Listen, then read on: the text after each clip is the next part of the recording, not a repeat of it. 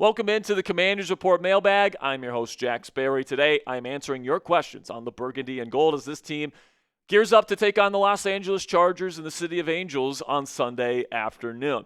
Now, before I get into the questions today, make sure you guys click that subscribe button to join the most interactive community for Commanders fans anywhere here on YouTube. We go live once a week on Wednesdays at 5 p.m. Eastern Time, where we give you guys the opportunity to get your voice on the show via this mailbag. But we also interact with the chat during the live show. We also go live for every single Commanders game where we interact with the chat. We react to the games together. We have the largest Commanders watch parties for Commanders fans anywhere on the YouTube platform right now, so make sure you click that subscribe button right now if you love the Commanders and you want to join an awesome community of Commanders fans that love the Burgundy and Gold. All right, so let's start here with Keith Watford, and he says, let him score Lattimore. Was my question originally. Definitely need to pick up a replacement. Thoughts? Obviously, the Commanders probably disagree, at least in terms of this week. Dan Quinn, at his weekly press conference, really doubled down on Marshon Lattimore, says he believes in him, all this different stuff. But I see where you're coming from, Keith, man. Like, if it continues down this path and Marshon Lattimore just can't get the job done, at some point you gotta look at some replacement options, especially with Jonathan Jones not available to you at this point. Could bringing in like a Stephon Gilmore make sense? He played in Dan Quinn's defense with the Cowboys back in 2023 and was awesome. All right, and he played with the Vikings last year, played a pretty decent role for them, helped them make the playoffs, I should say. He was a good portion of that Brian Flores defense. So he's still available as a free agent. I'm sure he would love to play for Dan Quinn again. Joe Witt Jr. was his DB coach in Dallas in 2023. So that just seems like a fit that makes a lot of sense to me. And when it comes to the guys on the market, that makes the most sense. But also Tyreek Woolen is apparently going to be available via trade before the trade deadline this year. He schematically and his play style kind of fits the physical style of play that the Commanders want from the role that Marshon Lattimore currently plays. So it's going to be interesting to see if Lattimore can bounce back. It sounds like the Commanders are not done with him just yet, but if we get closer to the trade deadline and he's still not playing well, I certainly think it's in the cards that this team could add another corner. Then we got one from Tyler Olson here. It says, what do you rate all the moves Adam Peters has made since the start of the offseason? Well, if I rated all of them since the beginning of the offseason, Tyler, that would be an entire video. It's actually a pretty decent idea for a video. But like just going over the big ones, I thought the Laramie Tunsil trade has worked out to this point. Laramie's been pretty darn solid, especially as a pass protector. Might still be the best pass protecting left tackle in all of football. I loved, we'll still see on Josh Connolly Jr. as the first round pick. I think the Trey Amos pick in the draft was excellent. I thought that the pick to get Ja'Cory Krosky-Merritt in round 7 was excellent. Jalen Lane looks like a future stud, at least as a punt returner, so that was nice to get him. And then, Deebo Samuel trade, I think that was an awesome addition for just a 5th round pick. Deebo has been do I want to say most impactful offensive player? I mean, he kind of has been at this point. He's been really, really good. He's certainly been the best receiver for the Commanders at this point. And then, they bringing in Jonathan Jones was a good move, but he's not available. And then Javon Kinlaw seems to be working out as well. So if I have to give a grade, Tyler, for the moves that Adam Peters made this offseason, he got the Terry McLaurin deal done as well. I'd probably give it a B or a B+ at this point. I think a lot of the moves that he made worked. And I think a lot of the issues that we're seeing right now are with players that were already on the roster that they were expecting to take a step forward, but they're taking a step backwards. Guys like Marshon Lattimore, Quan Martin, Mike Samerstill, Bobby Wagner. All right, there's a lot of players on defense that were expected to take a step forward that are taking a step back. And then, unfortunately, there's just not enough receiver talent right now to be able to bomb the ball down the field with the passing game like they did last year. So there's certainly problems with this team. Adam Peters is not completely absolved of the issues that the team is facing, but I do think he made quite a few good moves. So I'd probably give his offseason right now a B. So let me know down there in the comments section, should the Commanders sign Stephon Gilmore, an NFL free agency, to replace Marshon Lattimore? Give me a yes or a no down there in the comment section. This will be the pinned question on today's show. YouTube's going to throw you an ad break here in just a couple of seconds, and when that happens, take advantage of that time. But let me know if you think the Commanders should sign Stephon Gilmore. Then we got one from Eli Hokies fan, $20 super chat. I appreciate your support, Eli. Says if the Commanders get JD5 and Scary Terry back, can this team bounce back? 100%. There's a lot of things to like about this Commanders team right now, even though, the passing defense doesn't look good, and then honestly, the passing offense, like the passing game overall, both sides of the ball, is the issue with this team. But something that's very encouraging is that they're kind of winning the trenches on both sides of the ball. The defensive line has been the best part of this Commanders defense so far this year. Javon Kinlaw's balling out. Dorrance Armstrong's balling out. Daron Payne's balling out. Like, that defensive line looks pretty darn good. And then on the offensive side of the ball, they're running the ball just about as well as any team in the league right now, all right? And that is without Brian Robinson Jr., that is without Austin Eckler, that's with kind of a hodgepodge of different running backs and even different quarterbacks. So the offensive line, the tight ends have been blocking their butts off. The Commanders can win the trenches, and when you can win in the trenches in the NFL, you always have a chance. So if they can get better in the passing defense and in the passing offense as the season goes on, this Commanders team can still do a lot of damage by the time we get to January. Then we got one from, again, Eli Hokies fan, a $5 super chat, says if the Commanders sign Odell Beckham Jr., can it make the offense overpowered? I don't think so. They had the opportunity to go get Odell Beckham Jr., and they brought in Robbie Chosen instead. So I don't think necessarily Odell wants to come here because I think he wants an opportunity to play. And if he comes here, he would be at best in a rotational role. This team likes Terry McLaurin. They like Noah Brown. And by the time Odell could get ramped up and ready to play for this team, those guys will be back from injury, and he won't have an opportunity to really be a full-time starter anymore. So Odell is also somebody that's getting older. He's not as explosive as he once was as an athlete. He can still catch the football. He's still a good route-running technician.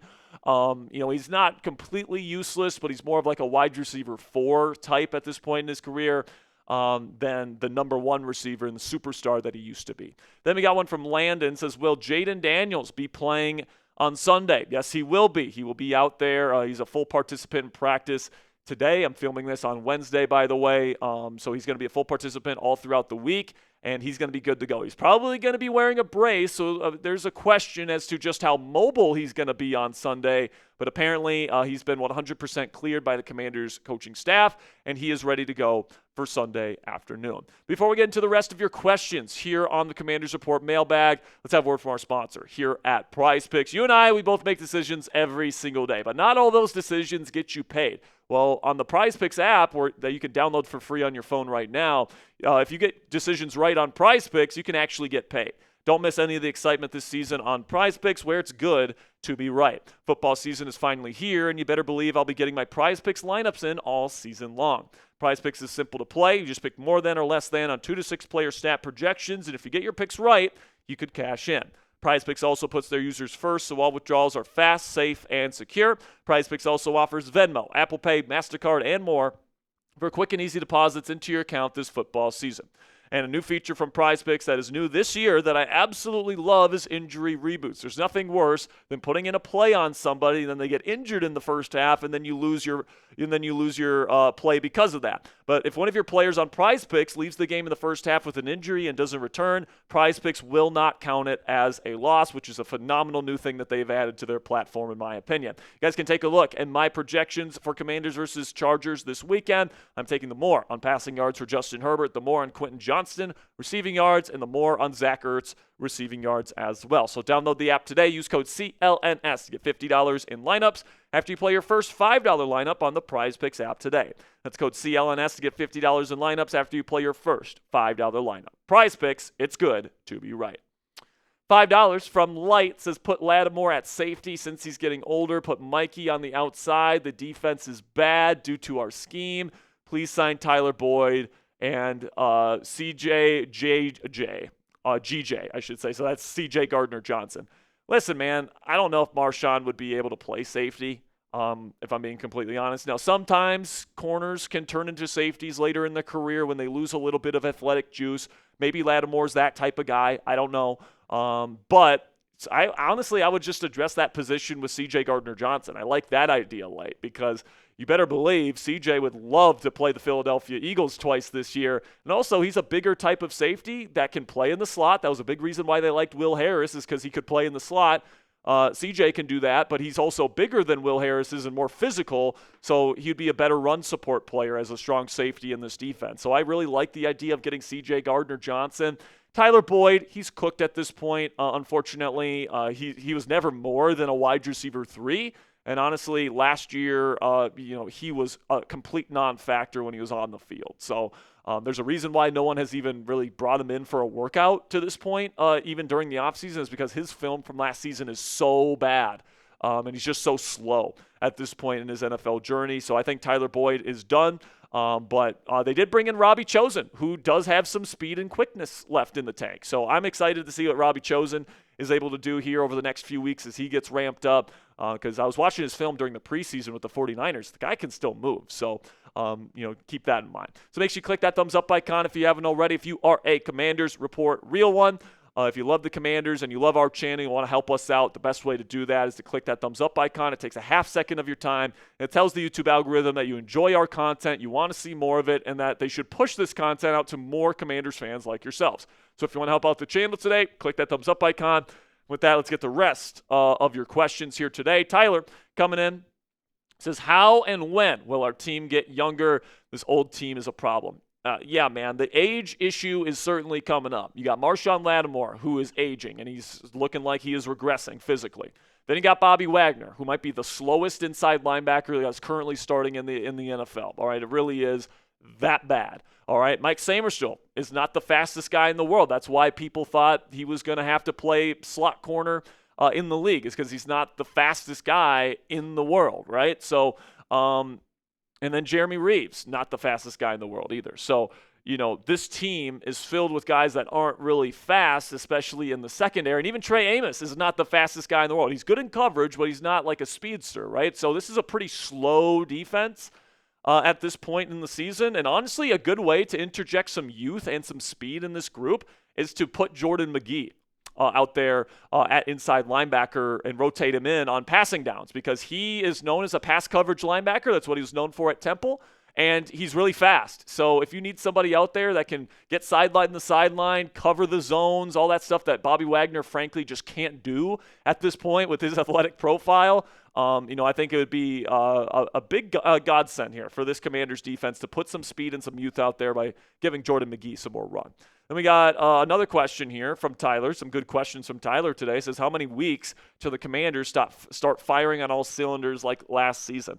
Hopefully it's soon, man. I think that question comes down to, if and when this passing defense can get better, if they can make the proper adjustments that they need to make, with, taking Bobby Wagner off, getting a legitimate strong safety, hopefully finding a solution at number 2 outside corner, not to mention slot corner.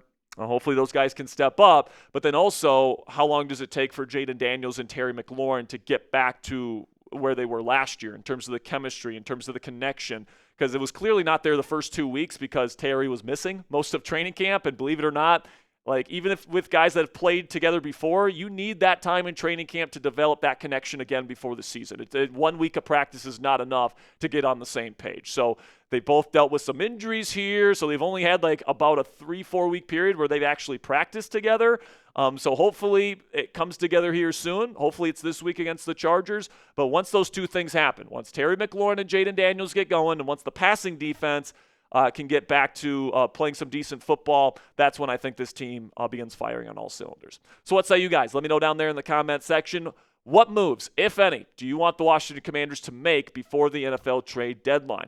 Do you want them to sign Stephon Gilmore or CJ Gardner-Johnson? Do you want them to trade for a player of any variety? Would you sign Deontay Johnson as a wide receiver? What move are you making? If you are Adam Peters before the trade deadline, let me know what you guys think down there in the comments section.